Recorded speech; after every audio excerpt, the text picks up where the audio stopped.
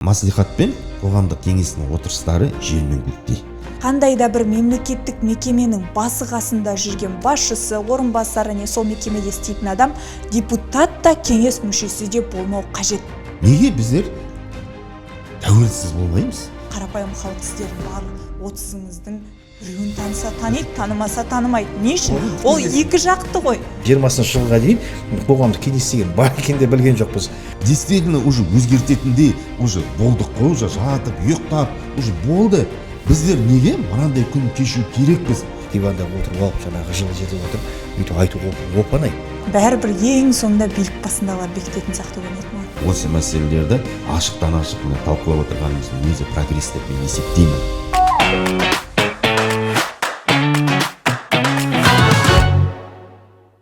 Талқылау ортақ шешімге бастар жол. Армысыз көрермен, талқылаудың бүгінгі санда өңірдегі қоғамдық кеңестің жұмысы жайлы және өзекті мәселелер бойынша ой пікір алмасатын боламыз. Алаңның қонақтарымен таныстырып өтейін. Ерлан Күмісқалиев, Атырау облыстық қоғамдық кеңесінің мүшесі, және Бекет Мырза Жылойдан келді. Құлбаев Бекет Бақытжанұлы, алаңға қош келдіңіздер. Енді біздің формат еркін, ой пікірлеріңізді айтып, келіспесеңіздер оны да айтып, емін еркін отырып бір пікір таластыратын боламыз, талқылайтын боламыз. Екеуіңіз енді қоғамдық кеңестің мүшесіздер, әртүрлі деңгейдегі. Сіздерден сұрағым келгені, жалпы қоғамдық кеңестің миссиясы қандай болу керек? Енді біріншіден шақырғандарыңызға көп рахмет. Көрермендерге қайырлы күн тілей отырып, енді қоғамдық кеңесті біздер талқылағалы отырмыз.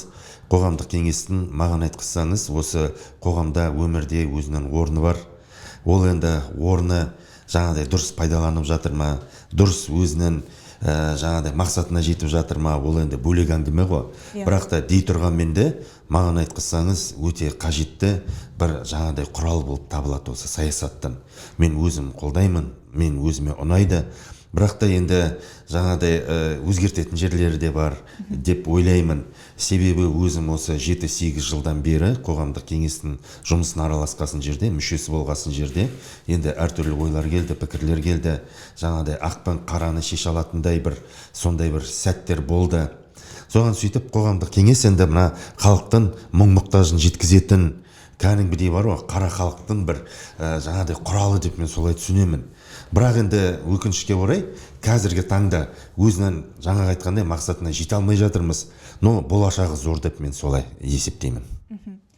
Сіздер мысалы аудан деңгейі мен облыс деңгейінде қандай да бір айырмашылық бар ма? Сіз өзіңіз қалай мысалы аудан деңгейінде сіздер аудан халқының мұң-мұқтажын аудан әкімшілігіне жеткізесіздер, иә?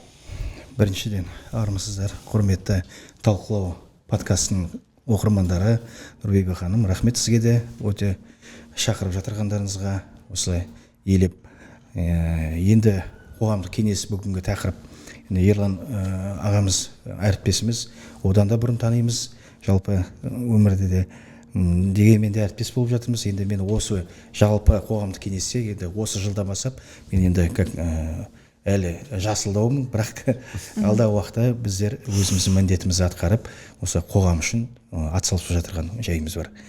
Енді облыс пен ауданның деңгейі әрине ол аспан мен жердей. Біздер енді қоғам Жылой ауданы болғаннан кейін біздер соңғы уақытта жалпы халық деген білікті, білімді болып жатыр. Көбі деген кезінде білген жоқ, мысалы қоғамдық кеңес деген не екен тіпті өзімде білген жоқпын. Бірақ соңғы уақыттарда, соңғы жылдарда көптеген адамдар уже барлығын уже біліп жатыр.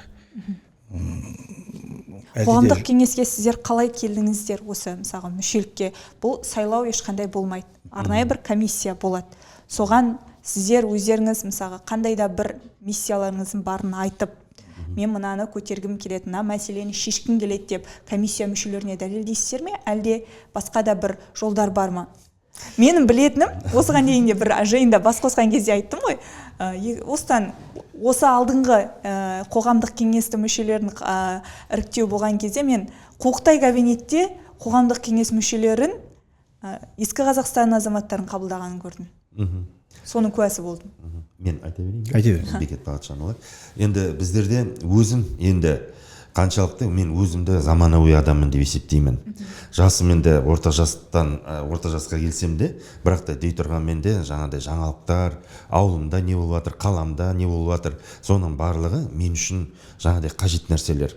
Соның барлығын қарап отырамын, өзім мониторинг жасап отырамын. Яғни айтқанда мына газет, журналдарды, жаңағыдай нелерді де осы ғаламтор арқылы. Содан бір жаңағыдай жарнама көзіме түсті. Қоғамдық кеңеске, қалалық қоғамдық кеңеске жаңағыдай осындай не комиссияға құжаттарыңызды өткізіп, қалалық Атырау қалалық қоғамдық кеңесінің мүшесі бола аласыздар деген. Сосын жаңағыдай қажетті құжаттардың тізімін қарасам, анау айтқан күрделі құжаттардың қажеті жоқ екен. Сонымен сөйтіп өзім бағымды сынап көрейін деп мен тапсырдым. Мені ешкім қолымнан жетектеп, мысалға, я болмаса үгіттеп, ешкім алып келген жоқ, мен өзім көрдім. Енді солай бір көзіме түскен болар. Енді газеттерде, нелерде жарияланады. Сонымен сөйтіп, өзім осындай күні комиссия болады деп телефон тастап кеттім ғой, телефон номерімді. Содан кейін сол хабарлап, енді бұл 18-ші жыл, 2018 жыл қалалық қоғамдық кеңесте. Содан кейін шақырып, содан сұрады, жаңағыдай комиссия мүшелері, енді сұрақтарын қойды. Сонымен сөйтіп, не өзгерткіңіз келеді, қоғамдық кеңесті қалай түсінесіз, қалай пайда келтіре аласыз деген сияқты. Соның барлығына жауап беріп, білмеймін енді менің жауабым ұнаған болар деп ойлаймын енді. Мына жігіттің болашағы бар екен деп, саясатта деп. Соған қабылдаған болар деп мен есептеймін. Сол жылы мен сол қоғамдық кеңестің мүшесі болып, мүшесіне кіргенімен қоймай, сол төрағасы атанып, 2 мерзім осы Атыраулық қоғамдық кеңестің жаңағыдай төрағасы болып соны басқардым. Қолымнан келгенше, енді менің жұмысым нәтижелі болды ма, мысалға, я болмаса жаңағыдай қоғамға мен пайда тегіз алдым ба, тегіз алмадым ба, ол енді басқа сұрақ қой. Бірақ та дей тұрғанмен де жолым осы болды.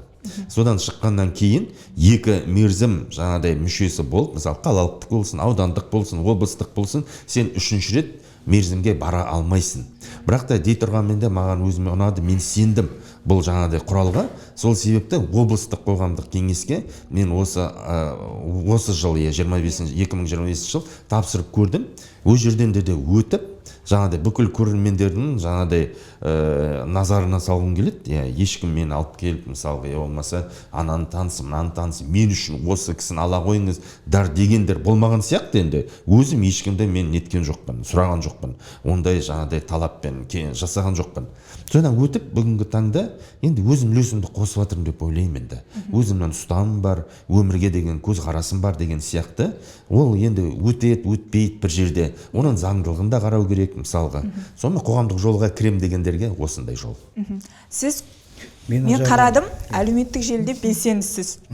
Сол жақтан бір потенциалыңызды көріп, сондай бір шешімге келдіңіз бе, қалай болды? Әрине. Сіз енді қарапайым азаматсыз, бұрын ешқандай қызметте болған жоқсыз, иә? Кәсіпкермін мен. Жалпы кәсіпкермін. Менің жағдайымда, мен 23 жылдан бері енді аудандық мәслихат депутатымын. Енді сонымен қатар осы 2025 жылы осы 4-ші шақырылым, қателеспесем, 4-ші шақырылымда осы 3-ші шақырылымнан барлық қоғамдық кеңес тарағаннан кейін өзім мерзімі келді. Содан кейін жаңадан құрам жасақталып жатқаннан кейін менде де өзім бағымды сынап, бәлкім енді осы қоғамдық кеңесте өзіміздің бағымызды сынап көрдік. Енді осыған аттап бастық. Енді депутат болғаннан кейін барлық осы мұқтажын халықтың енді жеткізіп жатырмыз барынша қолымыздан келгенше. Енді жаңа Ерлан ағамыз айтқандай, оны бағаны тек қана халық берер, өзіміз енді барынша қолымыздан келгенше жасап жатырмыз. Неге осы қоғам кеңесін тағы да бір басты құралы, осы мына қоғам мен биліктің арасындағы ашық диалогтың басты құралы болып есептеледі ғой енді. Соны мүмкін басқа жағынан да көрейік, сынап көрейік. Себебі қоғамдық кеңес жалпы өзі сол қоғамда жүрген нағыз белсенді азаматтар, осы қарапайым адамдардан жиналғаннан кейін бәлкім ол жақты да бір тыңдап көру керек шығар деген ойым болды. Сөйтіп жаңағы құжаттарды тапсырып, енді депутат болғаннан кейін барлық құжаттарымыз түгелдей өтті. Депутатсыз және қоғамдық кеңестің мүшесі? Депутат, мәслихат депутатымын және де қоғамдық кеңестің төрағасымын. Басында мүше болып кірдім. Одан кейін басқа бір кісі сайланды. 2 ай мерзімнен кейін бұл кісі бір себептермен босалды, қоғамдық кеңестен кетіп қалды. Бір ауыздан жаңағыдай дауыс беру арқылы қоғамдық кеңес төрағасы болып өзім сайландым. Түсінікті. Енді мәселелерге көшсек, жалпы енді өңірде атап айтарлықтай, ауыз толтырып айтарлықтай мәселе өте көп. өздеріңіз енді мен сізді жиналыстарда көрмедім, енді ауданда жұмыс жасағаннан кейін мен сізді мысалы шыны керек жақсы танымаймын, бірақ енді Ерлан мырзаны бұрыннан танимыз ғой. Жуықта бір жиналыс болған кезде мысалы инклюзиялық білім беру процесіндегі мәселелерді көтердіңіз. Одан да басқа да бір өзекті проблемалар бар. Жалпы қандай мәселелерді көтеріп жүрміз және биліктегілер қоғамдық кеңеспен кеңесіп жатыр ма деген сауал қойғым келеді. Енді бұл жерде мен өзім келген мақсатым осы 2013 енді оған дейін де болар енді, но ресми түрде 2013 жылы өзім общественное объединение дейді ғой, енді қоғамдық бірлестік, соны құрып соның төрағасымын. Басты мақсаты жаңағыдай өзімнің мекемемнің жаңағыдай құрған бұл жаңағыдай ерекше балдардың құқығын қорғау, я болмаса азғантай да болса да енді мен білемін, мен енді өзім маман болғасын жерде, жаңа медицинадан да жаңағыдай оқығаным бар, енді балдарды 100% біздер аяққа тұра алмайтынымыз, ол енді мәлім. Барлығына да біз енді Алла емеспіз, басқа емеспіз. Дей тұрғанмен де солардың мұң-мұқтажын жеткізгім келді. Енді аяққа тұрғыза алмасақ та өмірлік сапасын өзгерткім келді.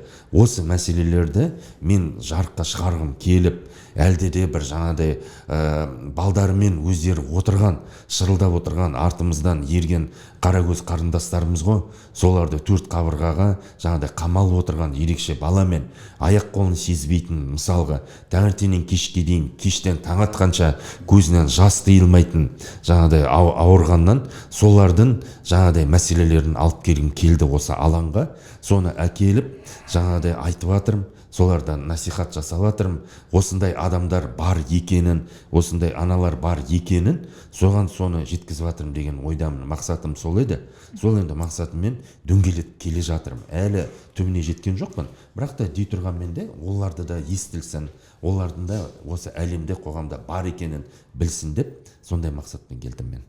Енді бұл жерде енді қоғамдық бірлестікте айтылған нелеріміз, пікірлеріміз, ойларымыз қаншалықты орындалып жатыр, бұл енді үлкен мәселе шынына келгенде. Өкінішке орай, онда айта кету керек, мен енді оны Американы ашып отырмын деп айта алмаймын, бірақ та менің әлі қарным ашатыны, көңілім толмайтыны, қоғамдық кеңеске билік әлі құлақ салмайды. Мына мойнын назарын аударған жоқ деп толықтай мен ойлаймын сөйтіп. Но дей тұрғанмен де оларды да түзелер, ол енді қоғамдық кеңестің мүшелеріне де байланысты ғой. Өздерімізге жаңағыдай тамшылаған жаңағыдай су тасты да тесіп шығады демекші. Айта берейік, жаңағыдай аузымызды аяймыз ба деген сияқты мәселелерді көтере берейік. Күннің күнде өзгереді ғой ол деген. Қазірдің осы мәселелерді ашықтан ашық міне талқылап отырғанымыздың өзі прогресс деп мен есептеймін. Менің жағдайым осы енді. Бекет Бағытжанұлы да басқаша болар енді. Ол де тыңдайық. Бізде де жалпы Жылыой ауданында көптеген мәселелер бар. Әрине, оның шешім тапқандар да бар, шешім таппай жатырғандар да бар. Соның ішінде Ерлан ағамыз айтқандай, ерекше жандарда да көп. Ол көзге көрінбегенмен негізі ол бар расымен. Ол көшеде коляскамен жүретіндер де, жаңағы инвалидный коляскамен жолын таппай, жаңағы жолын жегемен жүретіндер де көп. Ол соңғы кезде мен өзім байқадым расымен. Бұл да өртен күрделі мәселе. Себебі бұл адамдарда да өмір сүргісі келеді, көшеге шыққысы келеді. Қандай болса да бір құралдармен әйтеуір тырысып жатырғандарын көреміз. Расымен осыны шешетін мәселелерінде де менде осыны пайдалана отырып, менде де алдағы уақытта біз үлкен жоспар ретінде мына қозғағымыз келеді. Сонымен қатар енді біздер 24-те барлығыңызға анық, бізде топан су болды, жаңағы Жылыойымызға су келді. Өкінішке қарай енді кейбір енді бір жағынан жақсы да болуы мүмкін. Себебі деген көптеген азаматтардың үйлері жанарып, жақсы жағдай болғаны да рас. Адамдар деген аяққа тұрып кеткендер бар, осы үйлерін осын пайдаланып, үйлерін жанартып алғандар да бар. Ол ойдай көмекте болды бір жағынан. Бір жағынан қаламызда көркейіп жатыр қазір. Көптеген мәселелер қазіргі құрылыстар жүріп жатыр. Кейбір шекіліктер бар әрине. Ол мердігер мекемелер бар, кейбірлер жаңағыдай дұрыс салмайтын, жаңағыдай дұрыс аяқтамай кететіндер де бар. Көптеген жұмыстар тұрып қалып жатыр, бірақ сонымен қатар жақсы көп жұмыстар өзгеріп жатыр, күрт өзгеріп жатыр. Келсеңіз Құлсарда жаңағы тротуарлар барлығы өзгеріп жатыр. Көптеген жолдар қазір барлық жерге барсаңыз да асфальт жерде. осы біздің жалпы атқарушы билік Жұмабек Байрақбайұлы осы соңғы уақыттарда енді жас санаты расымен де келіп біршама ақша инвестиция құйылып жатыр. Жоққа шығаруға болмайды. Халықпен сіздер тығыз жұмыс жасайсыздар. Халық көтеретін басты мәселелерді жіктеп тізіп айтып беріңізші. Халық көтеретін басты мәселе. Сіз депутатсыз, қоғамдық кеңес мүшесісіз. Сіздің алдыңызға келетін азамат қандай жиі, қай мәселелерді жиі көтереді? Менің ойымша қазіргі соңғы кезде бұл жұмыссыздық.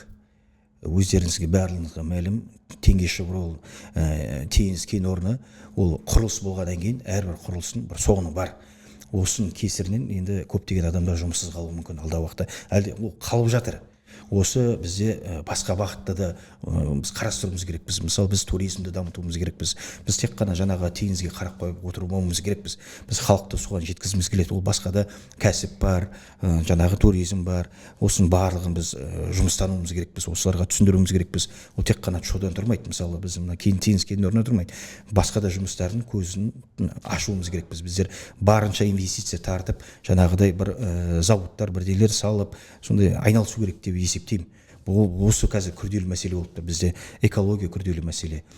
Қаншама күнделікті күнде жаңағы онкологиямен ауыратындар көбейіп жатыр. Ол тек қана біздің Жылойда емес, ол Атырау облысының барлығында да бар ол деген.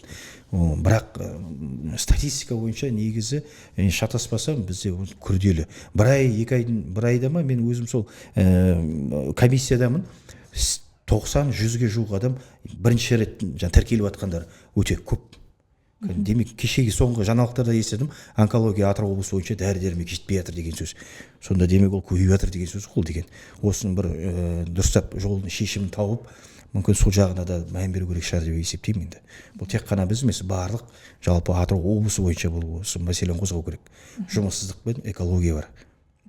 Енді менің жеке пікірім, қандай да бір мәселені көтерместен бұрын әр азамат, оның ішінде депутат, қоғамдық кеңес мүшесі болсын, журналист болсын, білікті сарапшы болсын, мәселені көтергеннен кейін оның шешу жолын ұсынса ғана оның сөзінде салмақ болатын сияқты.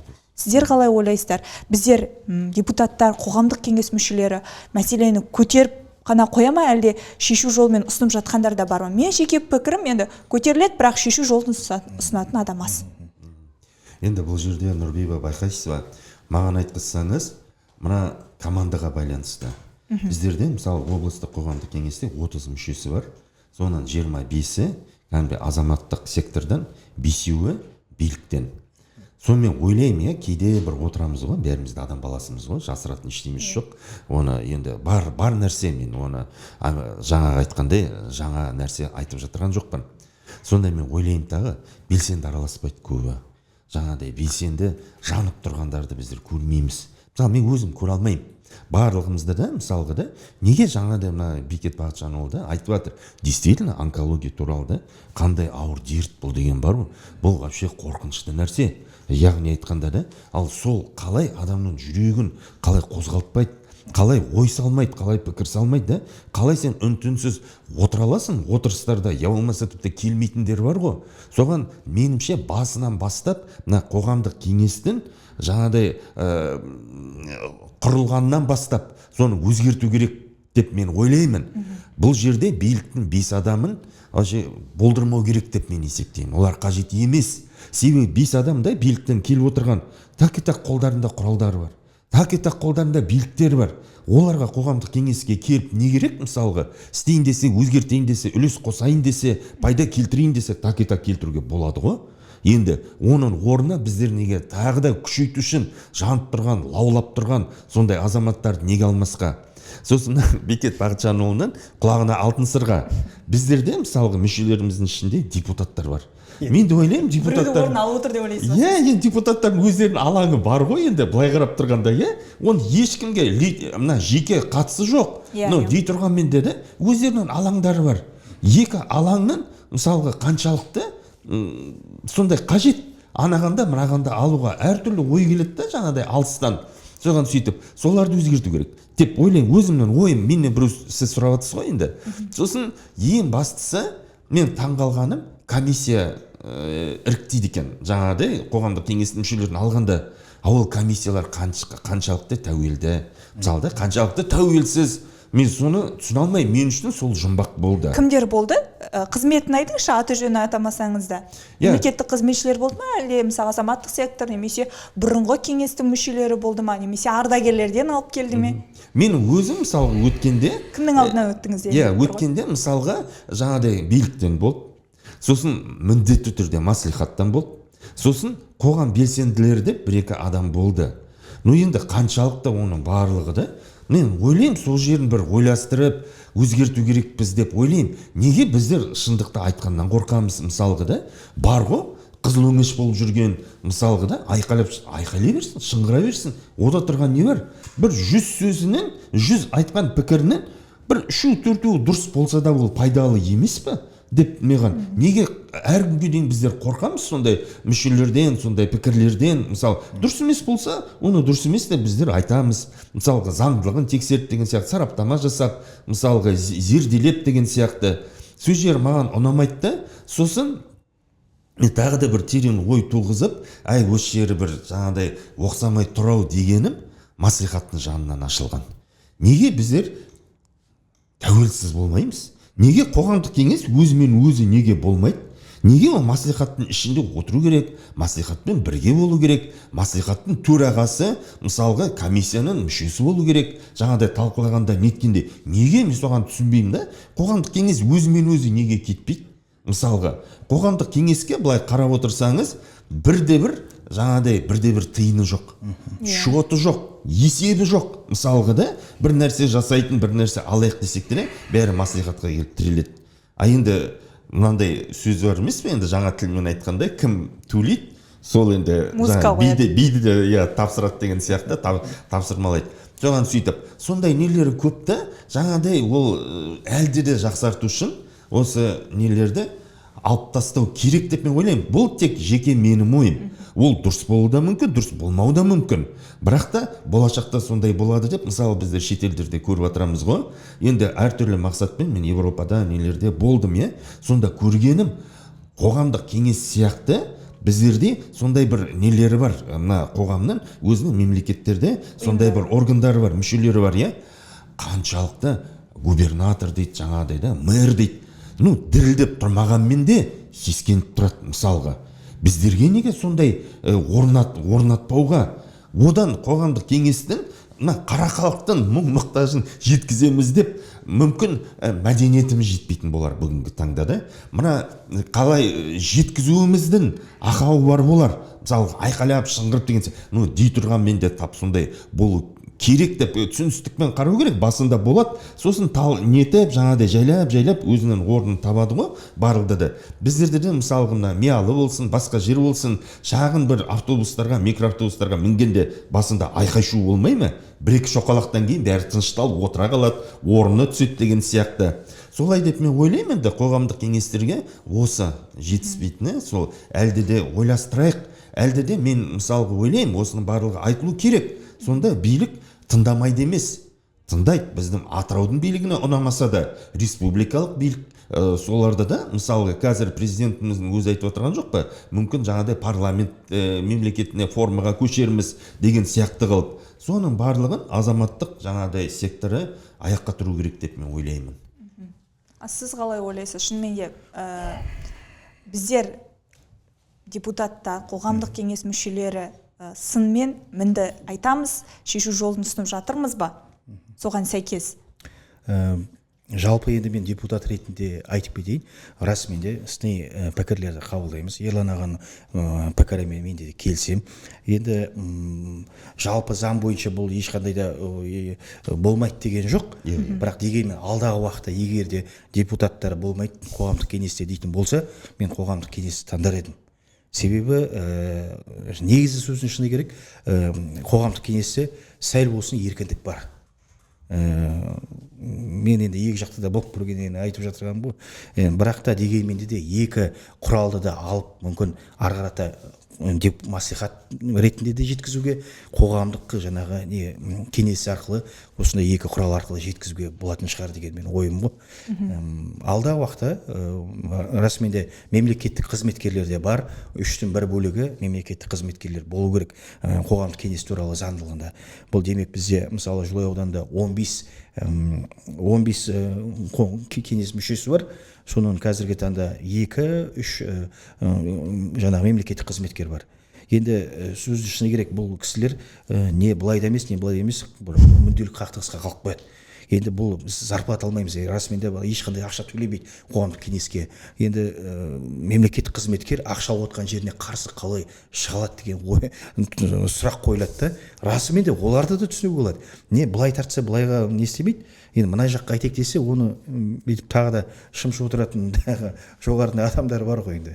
Бірақ та барлығын көздерінде от жанып, кәдімгідей біздің Жылойымыз, ауданымызды, өзі туған жеріміз дамуына үлес қосып жатқан адамдар. Әрине, жаңағыдай белсенді нелер көп емес. Енді бізде 70% ауысты. Оның барлығы біле бермейді енді заңдылығын барлығын.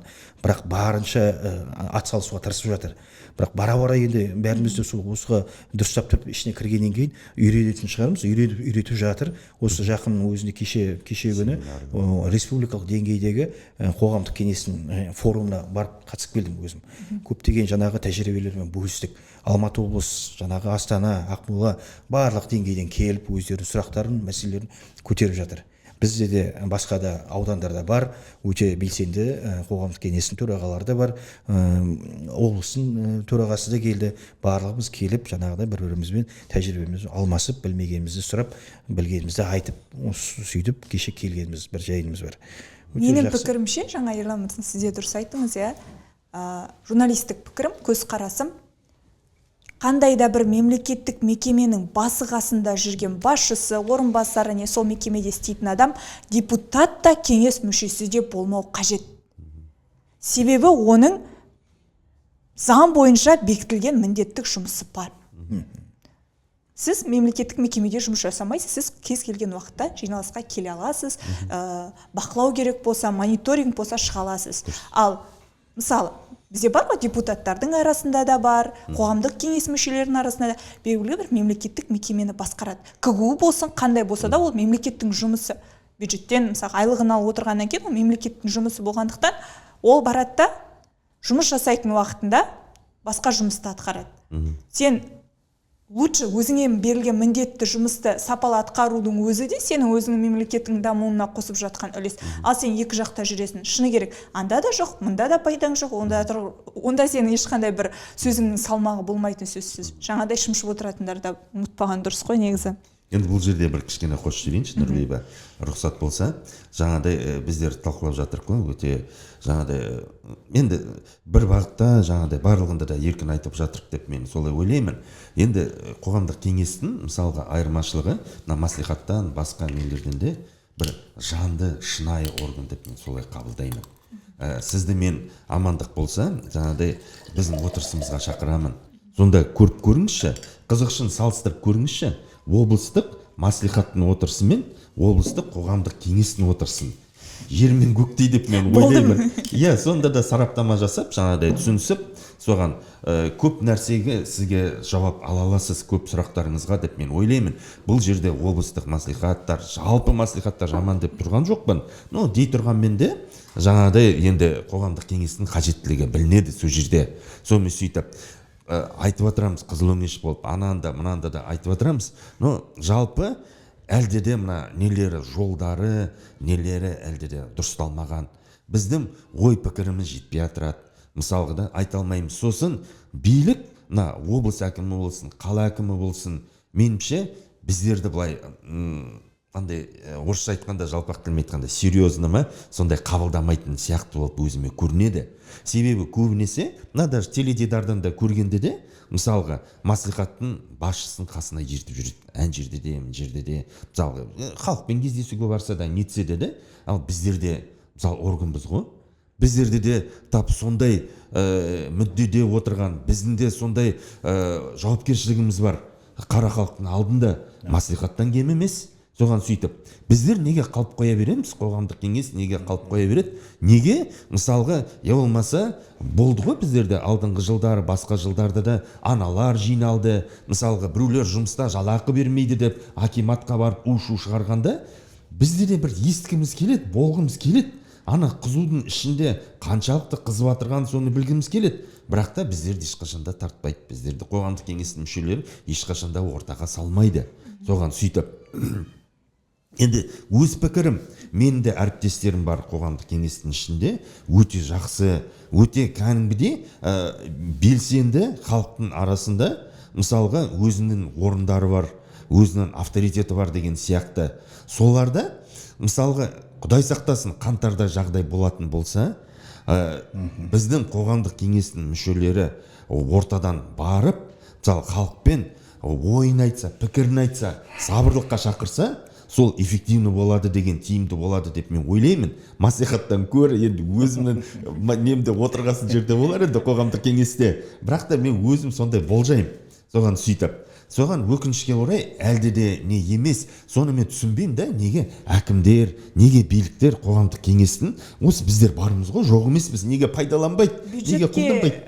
Бюджет бекіткенде сіздерден сұрамайтын болғасын, мүмкін сөйтетін шығар? Жоқ, бюджетте бізде біріншімен бізден сұрайды, бізден өтеді бірінші.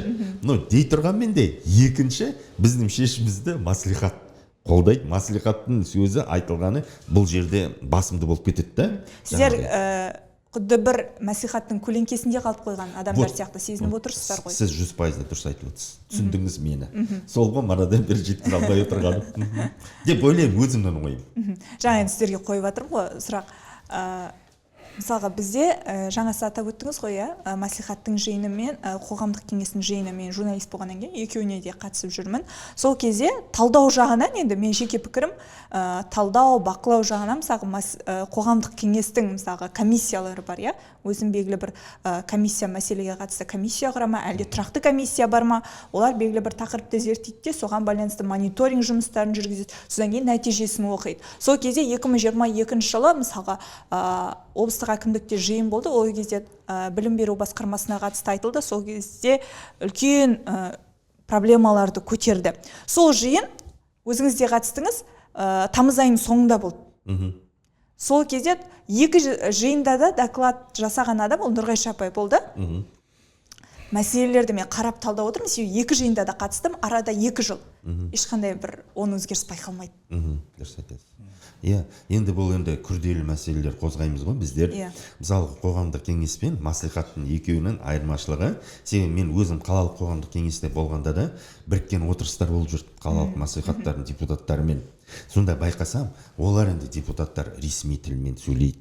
Жаңағыдай солай болу керек болар, мен оны ешқандай да жоққа шығарып отырған жоқпын. Дұрыс болар енді сонысы да. Ал біздер қоғамдық кеңестер мысалға эмоция қосамыз да, ата-аналардың көз жасын біздер қарап отыра алмаймыз. Оларды да түнде өздерімен өздері қалғанда осындай ойға түсіп отырады, неге осындай ойға түсу керек? Неужели біздер бәріміз отырып алып асарлатып, неге біздер көмектесе алмаймыз деген сияқты қылып, жаңағыдай қара тілмен, жалпақ тілмен сөйлейміз.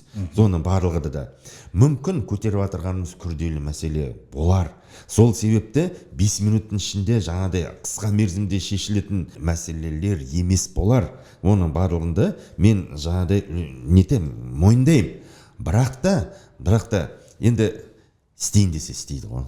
Барлығын істеуге болады ғой қазіргі заманда. Ешқандай кедергі жоқ. Президенттің өзі айтып отыр ғой, сендер неге шешім қабылдауға неге қорқасыздар? Мысалға жергілікті билікке неге? Енді білмеймін, қолдары да темейтін болар, тас бауыр тас жүрек деп айта алмаймын. Енді оларды да, но енді шындап істегісі келсе әлі көптеген өзгерістер керек. Мен бірақ көп түсінбейтінім, өзіммен өзім қалғанда жаңағыдай ойлаймын ғой. Енді біздің Қазақстанымызда не болу керек? Қандай апат болу керек? Қандай дағдарыс болу керек? Мына биліктегі адамдардың ойын өзгертетін дейді, жақсы болады. Мысалға барылда ойбелет, вот маслихаттың депутаттары келен ангажированный, келен сондай өздері өтіп кеткен, таныстарын өткізеді, бүйтеді. Халқым-ау, сіздерді қолдарыңыздан кім байлады? Мысалға да, сол жаңағыдай неге сайлау болғанда неге бармайсыздар? Неге біздер осындайды күдіктенуге, неге сондай қылмыс емес енді бұл енді сондай заң бұзушылыққа неге біздер жол береміз? Егерде қай-қайсымызда да барып, хотя бы мына бюллетендерімізді сен анағанда мынағанда дауысын бермес ешкімге бермеймін деп, неге сол бюллетендерді пайдаланып кету үшін неге біздер сондай әрекет жасамаймыз? Оны не қиыны бар? Мысалға былай қарап тұрғанда учаскелерге бөліп қойды, әрбір үйінің қасында мысалға да жағдай жасап қойды, демалыс күндері деп қойды. Соған сөйтіп қара халықтың да мысалға өзінің нелері бар деп ойлаймын, бір таяқ жейтін жері.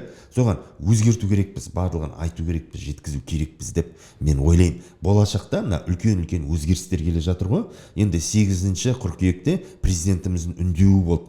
Қанша жол ашып беріп жатыр да, былай қарағанда парламент мемлекетін шығарам, даже мәжілістің депутаттары өзгереді деп, жаңағыдай маслихаттар енді екі бастан. Соның барлығына да мына қара халықты, өзіміздің тұрғындарымызды, жерлестерімізді сол сайлауға қатысуға шақырамын. Біреу пайдаланып кетпесінші, дауыстарыңызды ұрлап кетпесінші. Действительно уже өзгертетіндей уже болдық қой, уже жатып, ұйықтап, уже болды. Біздер неге мынандай күн кешу керекпіз? Неге біздер жаңағыдай білмеймін енді көптеген нәрселерге неге араласа алмаймыз? Неге шешім қабылдауына неге біздер жаңағыдай атсалыса алмаймыз? Бұлаймен жүре беретін болсақ, біздер қашан жарық көреміз деп соны айтқым келеді. Болашақта да айтармын. Сіздің мына нені мүмкіншілікті пайдаланып айтып жатырмын. Бізде шынымен де біткен іске сыншы көп дейді ғой. Диванның критики дейді ғой. Бізде шыны керек әлі күнге оянбай жатырмыз. Менде де осындай жағдайлар менде көп кездесем, көптеген сыйлар айтылады. Жаңағыдай ойбай сендер не істеп жатсыңдар, сайлау деген өтірік. Ал сол адамнан мен сұраймын, мысалы, сен өзіне ең болмаса жаңағы сайлауға барып дауыс бердің ба, ең болмаса дегенде, сол жерден жаңағыдай енді тотығып қалады, бармағаны анық. Мен айтамын, міне көрдіңіз бе, міне сіз сияқты тағы да сондайлар диванда отырып алып, жаңағы жылы жерде отырып, өйтіп айтуға оп-оңай. Ал енді соған барып атсалсыңдар. Егер де сол жаңағы дауысты ұрламау дейсеңіздер, барлығымыз 100% қатысатын болсақ, ол нағыз кәдімгідей белсенді араласатын болсақ, бәлкім онда прогресс өзгеріс болатын болар. Содан бастау керекпіз. Әрбір адам өзінен бастау керек. Халықтар жаңағы кейбіреулер айтады, үйде жатып алады да, сен неге оны жеткізбей жатсың дейді. Мысалы, мен айтамын, мен неге, егер өзің қиналып жаның ашып тұрса, осы жылу үшін дамуға кәдімгідей үлесін қоса, неге сен де айтпайсың? Сенде құқығың бар оны айтуға. Сен де жеткіз оны деген қосымша. Және осылай жеткізетін адамдар көп болса, біз барлығымыз бірлігіп, действительно, расымен де бізге уже бит бұратын болар. Ол кезде уже адамдар мүмкін ойланатын шығар. Уже халық тұрды, оянды. Білім болайық, білімді болайық, жан-жақты болайық. Тек қана жаңағы орысша айтқанда мая хата с краю, өзінің шаруасы келгенде ғана ат шығады. Ойбай жаңағы мұғалімдерге неге бүйтіп жатыр, сөйтіп жатыр. Ойбай неге бізде қарамайды, біздер деген жаңағы жалғызбасты анамыз бүйтеміз, сөйтеміз. Осы кеше жақында болды, осындай бір мұғалім айтады, біздің зарплатамызды қиып жатыр, жаңағы бірдеме сағаттан көп бермей жатыр, осылай деп. Мен айтамын, сіз оған дейін мәселелер болды, сонда қайда болдыңыз? Әбден өзіңізге тірелгеннен кейін барып келіп, ойбай қайдасыңдар барлығын деп отырсыздар ғой. Ал оған дейін де мүгедектің мәселесі болды, басқа да шаруалар болды. Сол кезде қайда болдыңыздар? Неге өздеріңізге тірелгенде келіп келесіздер? Ол егер қоғам болатын болсақ, барлығымыз бірдей жүру керекпіз. Барлығына бір-бірімізге көмектесуіміз керекпіз. Сіздің мәселеңіз болғаннан кейін, анаға мәселе, сонда ғана бірлік болады, сонда қоғам дұрыс дамимыз алған уақытта. Сонда мысалы мен тағы да қосып жіберетінім, 100% адамдар белсенді қатысатын болса сайлауға, ешкім еш нәрсе істей алмайды. Ешкім ешқандай жаңағыдай қолдан келмейді ол деген артық бюллетень шықпайды. Қанша адам саны бар, соншалықты арнап шығарады. Біздер әрбір адам түсіну керек, мен бармай қалғанмен, мен қылмысқа, мен коррупцияға, мен тағы да басқа заңсыздыққа жол ашып беріп жатырмын. Мүмкіншілік жаңағыдай туғызып жатырмын деген сондай ой болу керек. Сол мен көрермендерді жаңағыдай шақырам. Жаңағыдай сайлау болады десе, міндетті түрде біреуге дауыс бермей ақ қойыңыздар. Дей тұрғам, ешкімге дауыс бермейміз деп крестик салып кетсеңіздің қоғамға үлкен пайдасы бар бұның деген. Сонда ғана біздің өміріміз өзгереді, өміріміздің сапасы өзгереді. Соны түсіну керекпіз біздер. Кеңес мүшелері мүмкін сайлауда керек шығар. Мүмкін, менде де өзім көздеп отырмын соны, мүмкін мен жаңағыдай айтып ұсыныстар түсті ғой, енді біреулер айтады жаңағыдай, Ерлан аға, сіз маслихатқа неге бармайсыз, бүйтпейсіз, сөйтпейсіз, ол менің таңдауым. Мен барғым келмейді, мен барған жоқпын. Мысалы, мәжіліске ертең жаңағыдай сайлау болады, басқа жерге де болады да, былай қарап тұрғанда, сол кезде мен өзім ойлаймын, жаңағыдай халықты өзімнің жерлестерімді үгіттеуге мен міндетті түрде шығам. Мен өзім депутат болмасам да, дей тұрғанмен де қажеттілігін айтам. Дей тұрғанмен де соған қалай да болса да анаған дауыс бер деп жаңағыдай нетпеймін, үгіттемеймін деп мен ойлаймын. Қазіргі таңда қатысу керек, міндетті түрде. Сонда ешкім еш нәрсе істей алмайды. Билік те істей алмайды, ешкімде қысым көрсетіп отырған жоқ қой. Қатысыңдар деп шақырып жатыр. Барлығында да мысалы шақырады, нетеді. Ал сол жерде ғана біздер өзгерте аламыз. Сол жерде біздер өзіміздің өміріміздің жаңағыдай хозяйны бола аламыз. Басқа жағдайда бола алмаймыз. Қоғамдық кеңес қаншалықты қоғамдық бақылау мен мониторингті жиі жүргізеді? Оның нәтижесі қандай болып жатыр? Енді айтқан бөлек, көзбен көріп барып айтқан бөлек. Қоғамдық кеңес бақылаулар жүргіземіз біздер әрдайым. Жаңағы қалада салынып жатырған инфраструктурада барлық жерде біздің қоғам белсенділер бар. Ол жаңа қоғам кеңестерде де бар, тыс кәдімгідей белсенділер де бар. Бірлесіп жұмыс жасап жатқан кездеріміз бар. Әрине енді барлығы деп айта алмаймыз, бірақ та ол бар. Енді оның нәтижесі де жаңағы барынша қаншалықты ол жаңағы жан айқайын айтып, былай емес, былай деп жатырғанда, оны естіп жатырған құлақта бар, оны өзгертіп жатырғандар да бар. Енді біздер қазір ең бастысы мына қоғамдық кеңес мына атқарушы билікпен жақсы негізі тығыз қатынаста болса, кәдімгідей мақсатымыз, мүддеміз бір болса, мысалы жаңағы осы өңірдің аудан әкімімен өзінің мақсатты жаңағыдай қаламызды, өңірімізді дамыту болса, сондай мақсатта жаңа қоғамдық кеңестің барлығы сөйтіп жүрсе, ол әлдеқайда өзгереді. Ол өзгеріске алып келеді. Егер ол бір-бірін тыңдамайтын болса, жаңағы атқарушы билік жаңағыдай бізде адамға санамайтын болса, қоғамдық кеңестер анда-мында жүре беретін болса, әрине ол жаңағыдай халық ортада қалады да, кімге айтарын білмейді, сосын жаңағыдай қақтығыс қалып келеді ол деген. Алдағы уақытта ондай болдыртпау үшін біздер барынша біз енді азаматтардың барлық мұқтажын жеткізуіміз керек біз билікке, билік онда тыңдап та білу керек. Сол кезде ғана ол осы формуланы сақтасақ, жаңағы ең бірінші формула адам ең бірінші жылы төсектен тұрып барып сайлаудан бастап өзін жаңағы өзін белсене қатыса, осы міне қоғамға менде де бір үлесімді қосайыншы деген осындай мақсатпен жүретін болсақ, біз осы формуланы сақтасақ, алдағы уақытта демек өзгеріс болады деген сөз. Біз дамыған елдердің қатарына кіреміз. Біз уже басқа мәселемен айналысамыз. Бұл мәселені көтеріп отырған себебі, мысалға енді күз түскелі бері мысалы бізде қымбатшылық басталады. Жыл сайын бізде қымбатшылық осы күз айында басталады. Ол азық-түлік болсын, киім-кешек болсын, жаңада айтып жатыр қой, белгілі бір мысалы, оны барлығын біліп отырмыз, қымбатшылықтың болатынын сеземіз, алдын ала ол ақпараттар шығады, осындай сарапшылар болжамын жасайды. Содан кейін оны шешу жолы, оны тиімді бір басқару жолы сияқты бір ұсыныс пікірлерді де мысалы депутаттар да қоғамдық кеңес мүшелері де айта білу керек сияқты мен үшін. Себебі мен мысалға мәселені көріп тұр, мен оны айта аламын, бірақ барлығымыз мәселені көріп тұрып айта алып бәріміз қоғамдық кеңестің мүшесі болып немесе депутат бола берсек, ол бұл жерде бір табиғи сұрыптау болмай қалатын сияқты, шешім жолында айтатын адам, мен ойымша, сол депутат болу керек, қоғамдық кеңес мүшесі болу керек. Сіз мысалы, Ерлан мырза, инклюзивті білім беру бойынша шілігін шағып шетін адамсыз. Осы салада жұмыс жасайсыз, сіз мәселені көріп тұрсыз, шешу жолын айта аласыз, және проблемалармен ішінде қазанда қайнап жүрсіз, білесіз. Сол сияқты мысалға бізде мәселе көп болғанмен сала-салаға бөлінеді. Әр салада мысалға екі білікті адам қоғамдық кеңес мүшесі болып, вот мониторингіне шық, сосын шешу жолын ұсын, билікпен аралас, бірге отырайық, талқылайық deyip, сондай бір іс-әрекет болу керек сияқты. Осындай бізде іс-әрекеттер жетіспейтін сияқты көрінеді маған. Ойыңыз дұрыс деп мен есептеймін, Нұрбейба. Мен өзім мысалға жаңағыдай қазіргі облыстық қоғамдық кеңестің бізде бір тұрақты комиссия, 4 тұрақты комиссия бар, соның біреуін мен басқарам. Ол енді ауыл шаруашылық сферасы, экология сферасы, және де кәсіпкерлік. Соған мысалға мына Құрманғазы ауданында біздерде жаңағыдай не болды, төтенше жағдай жариялады.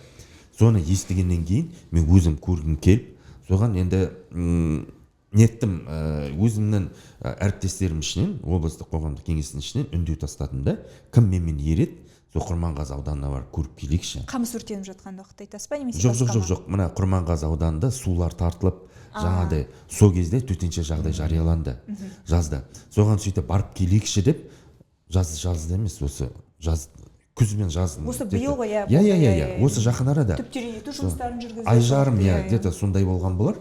Соған сөйтіп мен тастадым соған енді мен қоғамдық кеңестің мүшелері туралы өзімнің әріптестерім ғой, енді өзімнің бірге қазанда қайнап отырған әріптестерім, оларға ештеме жаңағыдай айта алмайды екенмін. Бірақ та дей тұрған менде біреуінің қолы тимеді ма, біреуінің жағдайы соқпады ма, сондай бір барып келіп көрейін десең, біздерге жағдай жоқ. Мысалға командировочный жоқ, мен өзім барармын, өзім шығарармын, но дей тұрған менде қалған 30 мүшенің барлығы да соған келсе де барады деген немес қой, ол енді сөз емес да. Астымызда көлігіміз де жоқ, мысалға да қоғамдық көлікпен барамыз, немен барамыз, себебі оның барлығын біздерге жағдай туғыз деген әңгіме емес. Бірақ та дей тұрған менде біздер Құрманғазы ауданына барып тұрғанда жаяумен ана өзекті, мына өзекті араладым, ана көпірді қарадым, мына көпірді қарадым, барлығын фотоға түсірдім, видеоға түсірдім деген сияқты сол мәселені жеткізгім келді. Жаңа дейін отырам, қоғамдық кеңестің қолының қысқалығын айтам да, сол жерде астымызда бір жаңағыдай көлік болғанда өзіміздің қоғамдық кеңестің мүмкін мен қашығырақ теңізге барып келер едім, тағы да бір жерге барып, бұл тек бір тұсы ғой енді мәселенің. Соған сөйтіп біздер өз аяғымызбен, мысалға да, өз аяғымызбен қаншалықты мәселелерді шеше аламыз да, қаншалықты жүре аламыз. Комиссия, мониторинг құрамыз бар. Барлығы да құқылымыз біздер. Каждый қоғамдық кеңестің мүшесінің өзінің жаңағыдай несі бар, куәлігі бар қолда.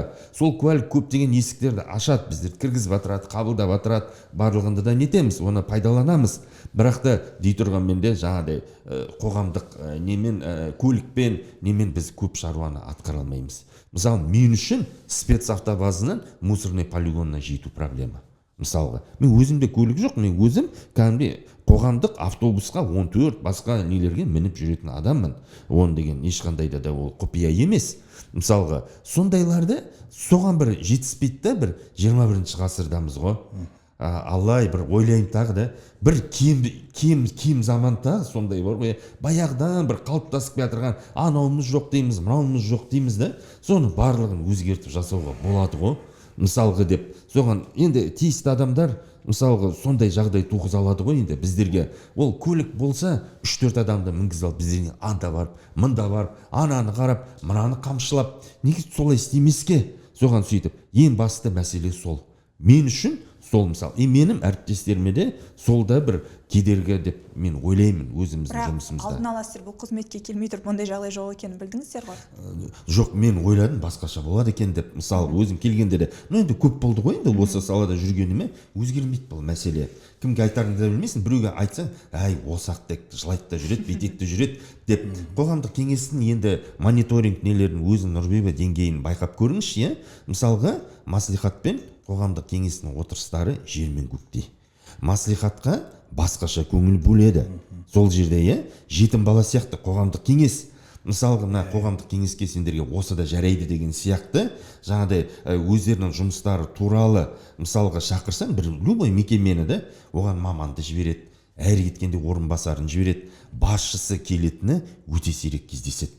Мысалға, ал соның өзі маған айтқызсаңыз, қоғамда жаңағыдай қара халықты құрметтемеуі, онымен санаспауы, ол үлкен қате деп мен есептеймін. Соған сөйтіп та, неге олар маслихатты басым түсіп, кәдімгідей дұрысталып баяндамаларын дайындап келеді, презентациясын дайындайды. Көреміз ғой, енді көрмейді емес, біз біріккен отырыста да отырғанда да ішім удай ашиды. Неге қоғамдық кеңеске бұлар солай қарайды деп? Мүмкін насихат жетпейтін болар. Мүмкін ішкі саясат қада бір кішкене бір ой тастап отырған болармын деп мен ойлаймын, қоғамдық кеңестің мүддесін жаңағыдай несін көтеруге, деңгейін көтеруге.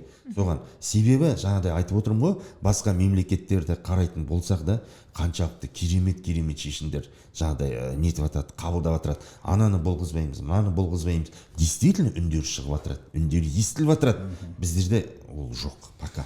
Болашақта болар, болашақта нетер, соған жұмыстанып жатырмыз біздер. Соған өзіміздің, яғни айтқанда, өзіміздің тіпті кабинетіміз жоқ қой.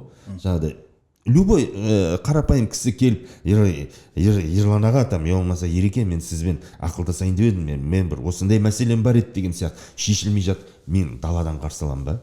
далада отырғышта отырып алып әңгімелесем ба мысалға да, басқасын айтпағанда тіпті интернет, там компьютер тез хат жазып жіберудің орнында да сондай нелер қарастырылмаған қоғамдық кеңес. Жалғыз Атырау облысында емес, бүкіл Қазақстанда солай екен жағдай. Бізде жалпы Ерлан аған жалпы пікірмен бізде ұстанамыз. Енді осы орайда кешеде Астанада қозғалды, ұсыныстарын тастады. Осы Алматы облысының біздің қоғамдық кеңесінің төрағасы Дауталиев Қазбек деген кісі, шатаспасам, осы мәселені айтты. Ең болмаса біз енді ақыл емеспіз ғой, бізде барлығы тегін жұмыс жасаймыз. Ол екінің бірінің қолынан келе бермейді. Соның өзі бізде үлкен жүк болғанмен біз тегін жүрміз мысалы. Біз әрбір жерге барып жаңағы мониторинг жасаудың өзі ақша қаражат қой. Енді барлығы біз ауамен жүрмейтін кенді көлік деген өзіміз енді кәсіпкер болғаннан кейін мүмкін білінбейтін шығар, бірақ арамызда қарапайым жаңағы қоғамдық кеңес мүшелері бар расымен. Оларға өте қиын болады мысалы. Соның өзі бір-біріміз сүйреп жүреміз мысалы. Ал негізі жаңағы кімде де біздің жаңағы әріптесіміз айтты, ең болмаса командировочный әрбір жерге барғанымыздың ақылы, ақшасы төленіп сондай бір пунктті енгізіп па, сондай бір нәрсені бір өзгерістерге ұсыныс берді. Расымен де ол тек қана біз емес, барлық республика деңгейде мәселе сондай. Барлығы өз қалтасынан шығарады да, оны барлығымыз. Оны көп халық бізде түсінбейді. Біздер бір жалақы алып отырады деп ойлайды. Ең болмағанда төрағаны өзі алмайды мысалы. Мысалы, жаңағы мәслихаттың барлық бүкіл аппарат бар оларда. Барлық құжаттар, документтер, как положено, оларда барлығы дайын тұрады. Мүмкін содан кейін уже барлығы кәдімгідей жаңағы орысша айтқанда серьезно қарайды. Бізде жалғыз бір ғана хатшы, оның да жаңағыда зарплатасы жалақысы да жетер жетпес мысалы, ол әрбір жерде әртүрлі сияқты меніңше. Оған да дұрыс қарастырылмаған жалақыны. Хат дайындауда да оның жүк мойнында, қосымша көмектесіп өзімізде жасаймыз ғой енді. Бірақ жалғыз адам ол барлығын үлгере алмайды. Енді оны біз ұйымдастыруымыз керек, біз отырыс жаңағы ұсыным тыңдаулар өткізу керек, біз оның барлығы деген расымен де ол талап етеді. Біздің еңбегімізді бағалауымыз керек. Біз ең болмаса сол біз мотивация беретіндей бір нәрсе қоғамдық кеңес әйтеуір барған жеріңге төлеп тұратындай бір сондай бір мотивация болса, кішкене осы адам интерес болады ғой, өте қызығушылық болады, жұмыстанады ғой, әйтеуір уже жауапкершілік болады, жұмыстануға тырысады. Ал расымен де жаңағыдай біз дұрыс кабинеттерімізде енді алып батқан ойбай керім деп айта алмаймыз. Енді бірақ дегенмен де бір дұрыстап тұрып осыған мән беріп, алдағы уақытта да ерте біздерде осы жергілікті атқарушы билікпен де осы вопрос бойынша, сұрақ бойынша талқылаймыз. Шешіліп жатса жақсы, енді осы сол жергілікті атқарушы билікке қарап отырмыз ғой енді. Бұл жерде бар ғой енді Нұрбиба, мысалы мәслихатта басқаларды айту мүмкін, әкімшіліктердің адамдары, биліктің адамдары ренжулі болып, мысалға, болмаса Ерлан аға, біз не сіздерге жағдай туғызбай жатырық па? Біздің кабинет сұрасаңыз не біздер сіздерге берген жоқпыз ба деп. Енді ойланып көріңізші, Нұрбиба. Мысалға, мен біреумен кездесетін болып та, оған мен заявка жазып, болмаса осындаймен кездесейін деп едім, осындай уақытта сұраушымын мен де былай қарағанда. Ал егер де бір ғимаратымыз болып, кабинетіміз болып, аудитория болатын болса, ол басқа әңгіме емес пе? Тезірек шешілмей ме? Сіз осындай уақытта келе қойыңыз деп. Егер де ол кісі маған мәселесін айтатын болса, мен оны жоғарыдан кабинет сұрап, жағдай туғызып, бүйтіп, сөйтіңізші деп сұрағанның өзі де, мысалы, менің ар намысыма тиеді. Мысалға, біздер мониторингқа АНПЗ дейді, мысалға, АНПЗ-ға барайықшы. Соған мысалға мен өзімнен әріптестеріме, мен тұрақты комиссияны басқарам ғой. Соған сөйтіп өзімнен комиссияның мүшелеріне мен айтсам, 11-де осы жерде келсем, осы жерде автобус күтіп тұрады. Болмаса біздер мысалға 2-ге мінеміз, одан кейін барып түсіп қалып, жылғарада күн түсіп қалып, бүйтіп мінеміз деген ол басқаша әңгіме ғой енді. Былай қарағанда да соның айырмашылығы бар. Вроде бы ұсақ нәрселер сияқты. Дей тұрған менде сондай жетпейді да, соның барлығы. Эффективлікке әсер етеді, ол жұмыстың нәтижесіне әсер етеді. Әсер етеді. Сосын бұны енді біздер халықтың атынан шығып отырмыз ғой. Каждыйымыз мысалы 30 жаңағыдай мүшеміз бар деп отырық қой. Облыстық қоғамдық кеңестің 5-еуі жақсы енді, олар чиновниктер, шенеуніктер. 25 адамның өзінің артында электораты бар ғой. Өзінің адамдары бар. Соған сөйтіп, мынау деген мен ойлаймын, үлкен бір құрмет көрсетпей жатырғаны, сондай бағаланбайтыны, сондай жағдай туғызбайтыны, қара халықты әсер ететін сияқты. Біздерді көріп отыр ғой, мысалға да, нетіп отыр. Сосын бізге қандай сенім болады, бізге кім келеді, бізге мәселесінің мұқтажын кім айтады, өзіміз барып тауып алмасақ, мысалға. Сол енді жетіспейтін кемістіктер. Жаңа айтыңыз ғой, мұң мұқтажын кім айтады, бізді кім естейді деген сияқты, есту үшін мысалға шынымен де халықпен тығыз байланыс жасап жүрген адамдарды естейтін шығар. білетін шығар. Мысалға мен журналист ретінде, қоғамның ортасында жүрген адам ретінде мен сізді танимын, 4-5 адамды танимын. Қоғамдық кеңестің мүшесі деп қандай да бір мәселе болса, мысалға мен сізге соғып интервью сұрай аламын. А мен басқаларын танымаймын. Неге мен оны қарапайым ортада жүрген шенеуніктерді, депутаттарды жақсы танитын адаммын, иә, сырттай болсын, жұмыс барысында көргеннен, ал қарапайым халық сіздердің барлық 30-ыңыздың біреуін таныса таниды, танымаса танымайды. Не үшін? Ол екі жақты ғой. Ол жерде сіз мысалға билікті айтқанмен жағдай жасамайды деп, қоғамдық кеңес мүшесі де өзінің жұмысын көрсете алмауы мүмкін ғой бұл жерде. Иә, енді оғанда да келісеміз біздер, иә. Мына қарапайым халықтың тіпті вообще қоғамдық кеңес бар жоғын білмейтін деп не ойлаймын. Иә, солай дұрыс мойындауымыз керек біз. Но енді дей тұрғанмен де мен енді жаңадай қоғамдық кеңестің ішінде жүрім ғой. Енді сенгесін жүрмін да, былай қарағанда мен болашағы бар дегесін, қолдан бір нәрсе келеді деген сияқты, сол үшін біздер жүрік. Мысалға біздің айқай шуымызбен, мысалы мусорный полигонда біздің Атырауда неше жылдан бері жаңадай улады, өзіміздің қаламызды улады. Соның басында қонып деп айтпаймын енді, ол енді кішкене томпақтау болар енді. Но дей тұрған мен белсенді араласып, осы 22-ші жылдан бермеген бірде-бір өрт тіркелмеген мысалға. Соның қоғамдық кеңестің үлесі болды деп мен есептеймін. Соған ең керемет нәтиже емес пе? Ал сөйтіп басқаларына да аралассақ, нетеді, істеп жатырмыз. Другое дело, мысалға біздерде жаңадай пиар дейді, басқа дейді, үн-түнсіз әрбір адамнан өзінің ісі айтатын адамдар болады. Іспен дәлелдейтін. Біреулері бар айқай шумен дәлелдейтін. Соған сендер не істеп жатсыңдар деп көбі түсінкіремейді. Енді біздің жұмысымызда біздер енді ол мен мынандай уникальныймын, мен осындай кереметпін деп ол үшін істеп жатырған жоқпыз ғой. Мысалға, соған сөйтіп, енді қоғамдық кеңестің мүшелеріне біздер сен танымалы бол деп біздер қалай айта аламыз? Мысалға да, мүмкін штатымызға СММ жаңадай бір маманын алсақ, мысалға да, действительно көрсетіп жатсақ, қолжетімсіз ба? Қолжетімсіз. Қазіргі таңда мәселе ме? Мәселе. Соның барлығын бір ойластыратын, бір жаңадай бір жақсы нәтижеге алып келетін нелеріміз ақсап жатыр. Құралдарымыз. Белгілі бір аппарат болса, аппарат біздің жұмысымызды ұйымдастырса, біз кез келген мәселені көтеріп, шешу жолын ұсынып, бірлесіп жұмыс жасауға дайынсыздар ғой. Иә, соны айтқымыз келеді, иә. Сосын мысалға Нұрбек, меніңше Бекет Бақытжанұлы жаңадай келіседі деп мен ойлаймын. Қоғамдық кеңестің мүшелері депутаттан көрі, мүмкін субъективті өзімнің ойым болар, иә. Бірақ өзімнің жаңадай байқағаным креативны келеді. Жанашыр болып келеді, эмоцияға толы болып келеді. Мысалға, халықтың мұң-мұқтажын жаңадай біреуден естіген, біреуден көрген емес, соның ішіне араласқан сондайлар адамдар бар. Көп пайдасын көруге болады, әлі пайдаланбай жатыр да, соның барлығында да.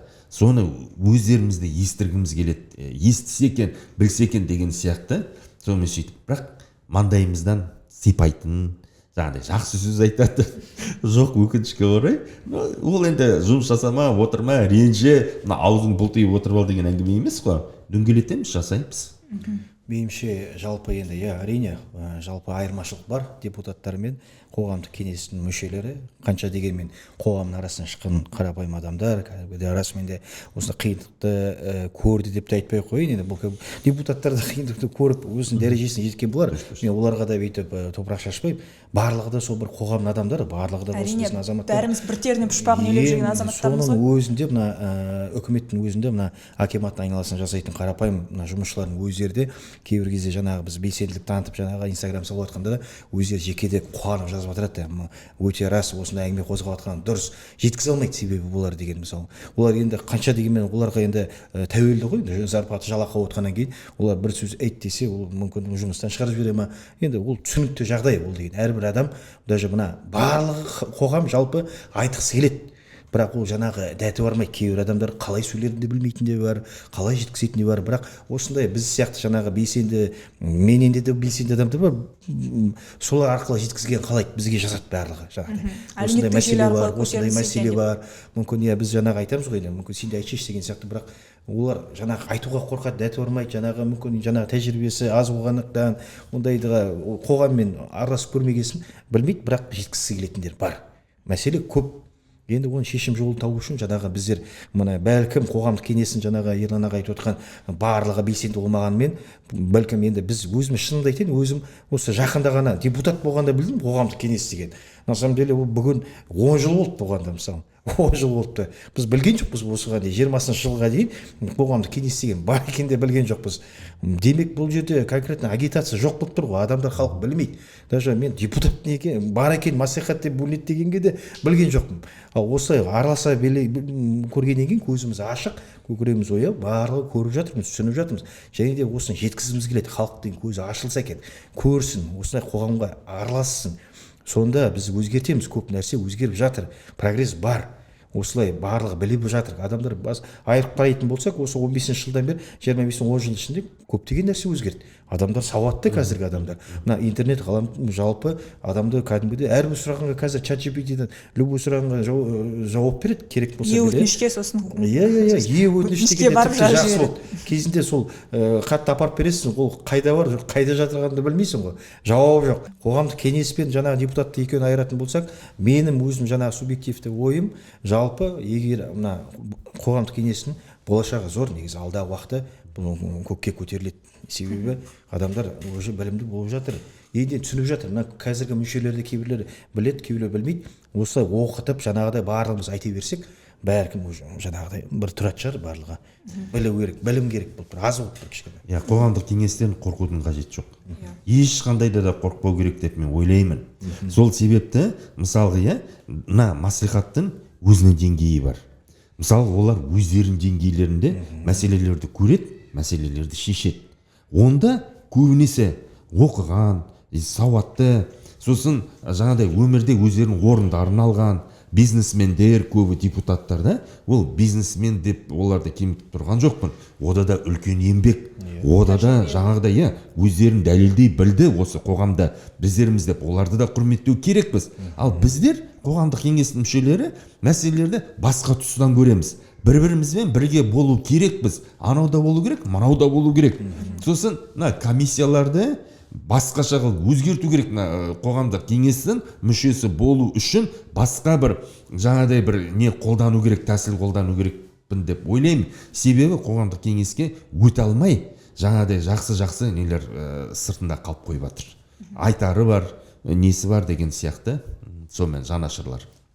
Комиссияның құрамын бәрібір ең соңында билік басындағылар бекітетін сияқты көрінеді маған. Солай.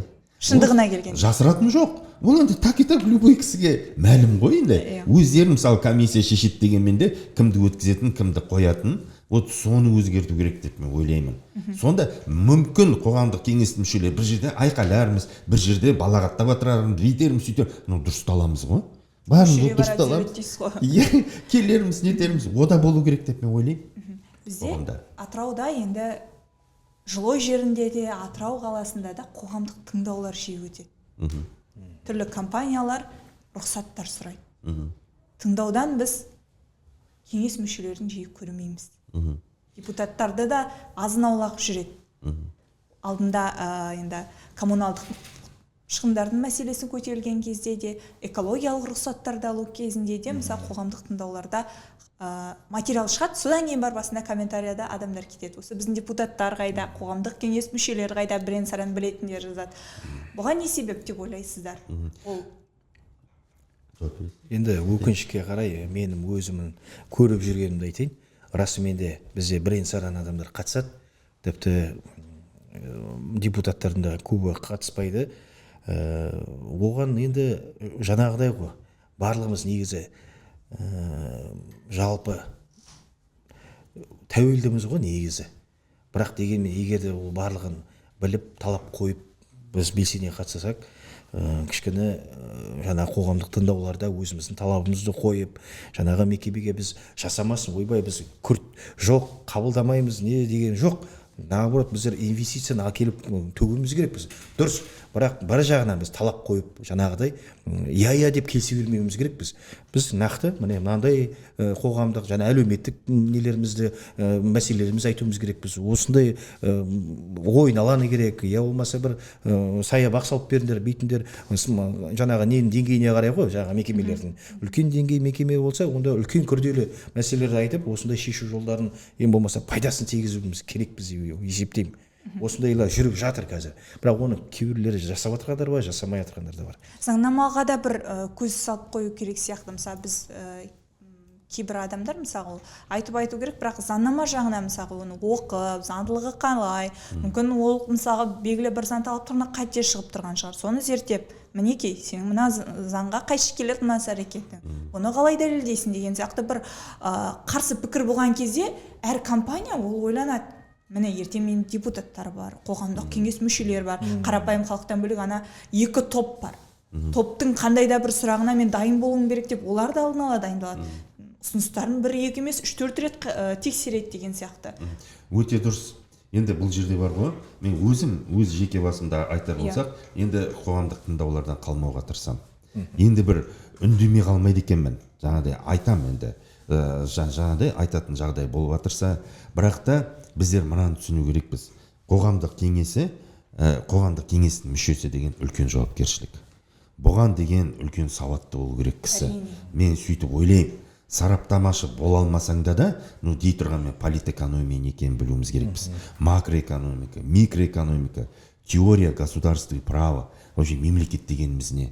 Біздің көп деген блогерларымыз бар, нелеріміз бар, айқайлап, шыңғырып, даусын бар екен, мынандай жағдай бар екен деген сияқты, соны пайдалана отыр, олар да болу керек болар. Енді олар жоққа шығармайын, бірақ та дей тұрған менде біздер солай қабылдау керекпіз. Мен өзім солай түсінем. Жаңағыдай үлкен жауапкершілікпен қараймын. Себебі өзім 54 жасқа келіп 55-ке қарап атсам да әр күнге дейін сауаттануға тырысам. Білмеген жерімде ән жерден оқып, мін жерден оқып деген сияқты, вот сонда ғана жаңағыдай қоғамдық кеңестің күші болады, әлі болады. Қараптан қарап тұрып, біздер ана көшеден келдік, мына көшеден келдік деп айқай-шудан ештеме шықпайтыны ол уже қазір дәлелденіп жатыр. Шыны керек. Сауатты жеткізу керек қой. Жалпы білімді, сауатты, оны жаңағы салмағы болу керек біздің талаптарымыздың.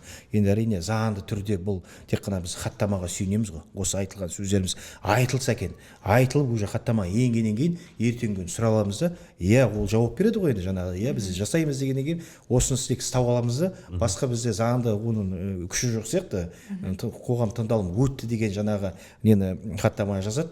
Өтпесе еді ол арғаты қалай тағы да бір кішкентай шекіліктер бар енді. Қалай солай өтіп кетеді, бірақ ең болмаса хаттамаға біздің сөзіміз енгізіліп, осы жазылса екен. Ертеңгі күні сұрағанда да міне сіз айттыңыз иә деген сияқты. Мен сосын өзім ойлаймын, Нұрбиева бір 5 дейінімді салып кетейін. Мына аудандық қоғамдық жаңағыдай мүшелеріне, қоғамдық кеңестің мүшелеріне қиын түседі деп мен есептеймін, ойлаймын, өзім бұларға жұмыс атқару. Себебі біздер бәрімізде қазақпыз ғой. Белгілі ғой, біздерде үлкенді сыйлау, үлкенге қарсы шықпау деген сияқты. Бұлар алақанда тұрған кішкентай жаңағыдай елді мекенде соған өзгерістер енгізгісі келеді. Мысалы мен өзімнің ойым, мысалға сондай жағдай болғанда болар, не болмаса болар деп мен ойлаймын. Бекет, айналайын. Сен деген Бақытжанның баласы емессің ба? Қоя ғой балам. Нағыласың соны айтып деген сияқты, сондай бір моралдық қысымдар, нелер болады деп мен ойлаймын. Біздерге жеңілдеу, мысалы бізге жеңілдеу, бізге енді қайсымыз тауыссын, оны нен облысқа жаңағы айтқасын жерде, ауылдық жерде бір кішкене бір сондай бір қиын. Біз өзіміздің менталитетімізге байланысты. Сол бізде жаңағы менталитет ұят деген құрсын жаңа үлкендер айтып жатыр. Біреу соқпайды емес, жаңағы соғады. Балам, ананың баласы едің ғой, сондай едің ғой деп, сондай бір енді бұл жалпы қазіргі заманауи, бұл егер біз өзгерісті қаласақ, біз ондайларға мән бермеуіміз керек негізі. Осының барлығын ысырып, жаңағы осылай айқай-шу шығарып, жаңағы бір орыста айтады, стукач дейді, сол сияқты ешкім танымайсың, болды бұл жерде. Қоғамдық кеңеске келдің бе, жаңағы бәке-сәке деген жоқ. Нақты мүдде біздің халықты, қоғамды өзгерту болатын болса, онда оның барлығы да кедергі емес. Егер жаңағыда сөйтіп жаңағы менталитетке бағынып, ойбай жаңағына несі ғой, анау ғой дейтін болсақ, онда расымен де ол таяу әлі баяу жүреді деп есептеймін. Жүріс алға қарата баяу болады. Менімше енді соған алып келе жатыр. Жаңағы Ерлан ағамыз айтты ғой, облыста кішкене бір-бірін танымайды, жаңағы оңайлау. Бізде расымен кішкентай жер бір-бірін таниды, қиындау. Енді өзгеріс ұшырау деп сол қаласақ, онда сондай бағытқа кетуіміз керекпіз. Нақты біз өзіміздің жұмысымызды, өзіміздің кәсібімізді қоңға саламыз, енді басқа амал жоқ, енді өзгеріс қалайтын болса. Бірақ енді кім біз енді асырайтын бір неміз керек болса, жаңағыдай өздеріңіз білесіздер ғой, барлығына анық бірден болса қыса қояды, сен мынандай кәсібің бар еді, мынандайың бар еді, дұрыс емес, мына жер мынау емес деп сөйтіп сондай не бар жоқ емес. Қысым әлі де бар дейсіз. Қысым болады. Яғни енді қорытындылай келсек, осы қоғамдық кеңестің жұмысының енді алға қарай дамуына, енді беделінің, қоғамдағы беделінің рөлінің артуына, яғни жаңа сіз айтқан мәселелер, яғни оларды іріктеу мәселесін шешу керек, өзгерту керек. Олардың жұмыс жасауына қандай да бір жағдай жасалу керек. Олардың мәртебесі депутаттардан кем болмау керек деген ұсыныс пікірлердегі алып қосарларыңыз бар ма? Енді мен өзім таңғалғаным, Нұрбибі жасыратын жоқ. Сіз WhatsApp-пен маған жазғанда, тақырып қоғамдық кеңес дегенде бар ғой, жүрегім тоқтап қалғандай болды. Ол қалай біреу болса да осы қоғамдық кеңес бар екенін, сол туралы мына әңгіме қозғалайын деп жатыр екен деп, мыңда бір рахмет сіздерге. Осындай бар екен, действительно бір қажетті бір құрал ғой енді. Соның енді алып қосар болғанда, жаңағы менің ойымша осыған бір тыңдайтын құлақ болса, жаңағыдай көретін көз болса деп ойлаймын, көтеру керек. Біздеріміздің қазақтың менталитетіне нағыз қажетті нәрсе осы деп мен ойлаймын. Қоғамдық кеңес, себебі біздер асардың арқасында жетімді жылатпау, болмаса көпшілікпен бүкіл мәселелерді шешетін ұлтпыз ғой. Өзіміздің ДНК-мызда бар, кодымызда бар. Мысалға былай қарағанда, нағыз біздер үшін осы жаңағыдай инструмент, осы жаңағыдай деңгейдегі орган қажет деп мен ойлаймын. Енді қоғамдық кеңес жалпы қоғамға айтарым, мысалы, ең бірінші білім, жалпы ең нағыз фундамент. Адам білімді болса, жан-жақты болса, бізде кішкене осы нәтиже болады.